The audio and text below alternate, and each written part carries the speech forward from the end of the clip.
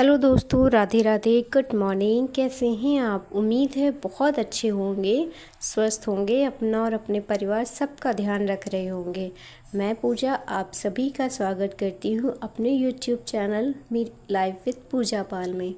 और आज सुबह सुबह नाश्ते की तैयारी चल रही है। दादी और पोती आज बना रही हैं बेसन का चिल्ला। दरअसल में ये जो वीडियो है वो एक दिन बाद आपके पास आ रहा है। कुछ कारण थे जिसकी वजह से मैं कल बिल्कुल भी इसको एडिट नहीं कर पाई थी, इस वजह से लेट आ रहा है। ये जिस दिन कार्तिक पूर्णिमा थी, गंगा स्नान, ये उस दिन का है व्लॉग। तो उस दिन किसी को कहीं जाना नहीं था, तो सुबह ये हुआ कि चलो कुछ हल्का फुल्का ही बना लिया जाए। तो इन लोगों ने बनाया बेसन का चिल्ला और मैंने सोचा कि ये लोग कुछ काम अपना नाश्ते की तैयारी कर ही रहे हैं, तो मैं कुछ निपाट लेती हूँ अपने ज़रूरी काम, जैसे कि कपड़े वगैरह धुलना, साफ़ सफाई। तो नहा धो चुकी थी मैं सुबह ही और झाड़ू पोछा भी सब सुबह ही हो गया था। तो आज मैंने सर्दियों के कपड़े निकाले थे इनको धुलने के लिए। जो ज़रूरी कपड़े हैं उन सबको धुल के हम डाल देंगे और जो खाना पीना है वो धीरे धीरे बनता रहेगा, जो कुछ भी बनना है।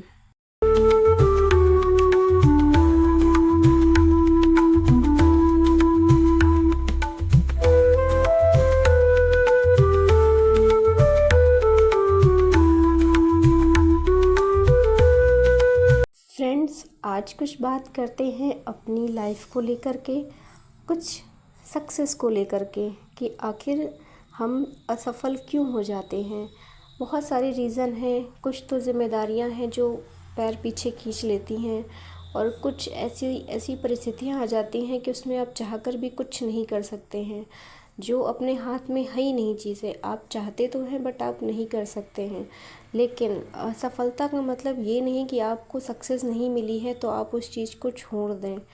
हमें उस असफलता को एक चुनौती के रूप में स्वीकार करना चाहिए और ये देखना चाहिए कि हम कहाँ रह गए हैं, कहाँ हम छूट गए हैं। तो एक बहुत ही अच्छी लाइन मैंने पढ़ी थी जो मैं आपके साथ शेयर करने वाली हूँ, कि असफलता एक चुनौती है, इसे स्वीकार करो। क्या कमी रह गई है देखो और सुधार करो। जब तक न सफल हो नींद चैन को त्यागो तुम। संघर्ष का मैदान छोड़कर मत भागो तुम। कुछ किए बिना जय जयकार नहीं होती। कोशिश करने वालों की हार नहीं होती। कोशिश करने वालों की हार नहीं होती। इन लाइन से मुझे ये सीखने को मिला कि हम जो सफल नहीं हुए हैं अपने जीवन में, कहीं ना कहीं उसमें कमी रह गई है। उसको देखना है और उस चीज़ को इम्प्रूव करना है कि हमने क्या छोड़ा, क्या मिस किया। बहुत सी ऐसी बातें हैं जो मैंने ध्यान करी तो मुझे याद आई कि हाँ, ये चीज़ मिस हुई है, यहाँ गड़बड़ हुई है।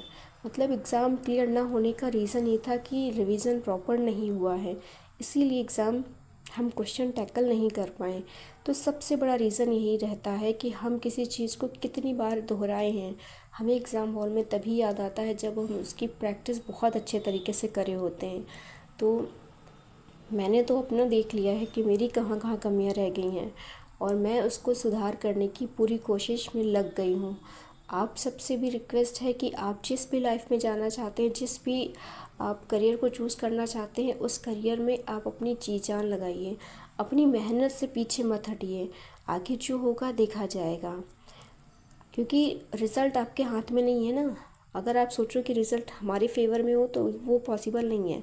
वो तो होगा तभी जब आपका 100% आपने दिया होगा अपने। और मैं मानती हूँ कि 99% आपकी मेहनत है और 1% होता ही है आपका लक या आपकी किस्मत, कि आपका सिलेक्शन होगा या नहीं होगा। तो वो 1%, बाकी 99% आपकी मेहनत।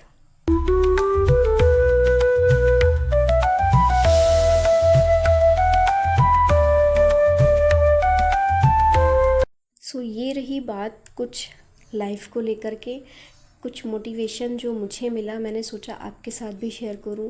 मे भी आपको कुछ सीखें आप इससे, या फिर कुछ ऐसा इम्प्रूवमेंट करें जो अभी तक आपने इस बारे में सोचा ही नहीं था।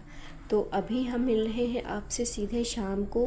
दिन भर में कुछ खास बना नहीं, बस हल्का फुल्का ही सबने खाया था, क्योंकि शाम को बनना था कुछ स्पेशल, कुछ हैवी सा।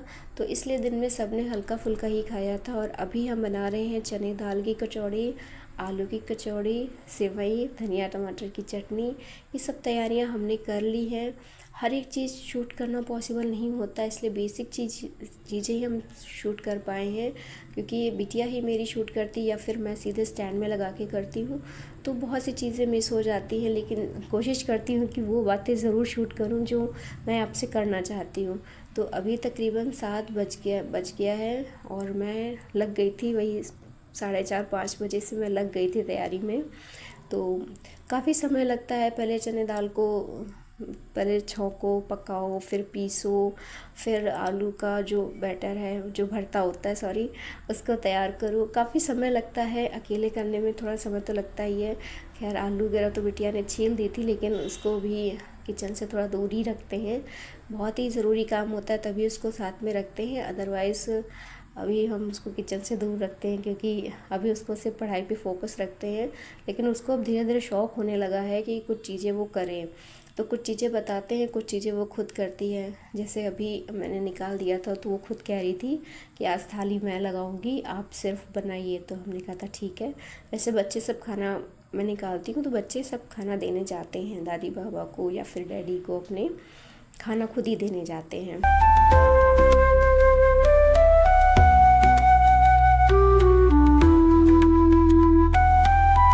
वैसे तो जब हम गांव में थे तो बच्चे मेला वगैरह देखने जाते थे। एक बार मैं भी गई थी, मतलब शादी के पहले साल में, तो पहली बार ही गई थी, दोबारा कभी जाने का मौका ही नहीं मिला और ना ही मैंने हिम्मत करी, क्योंकि भीड़ बहुत होती है।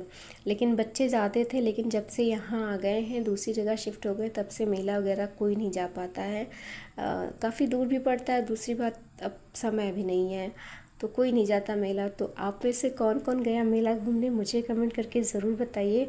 और कैसा लगता है आपके यहाँ मेला, मतलब वो भी बताइए।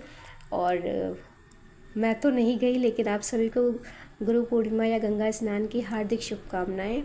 तो कुछ इस तरीके से बीता मेरा आज का दिन। खाने में भी कोशिश करी थी वो चीज़ें बनाऊं जो सबको पसंद है, और ये सबको अच्छा भी लगा खाना। और मैं मिलती हूँ आपसे कल एक और नए खूबसूरत सी वीडियो में। तब तक के लिए अपना और अपनी फैमिली सबका ध्यान रखिएगा। Bye bye, take care.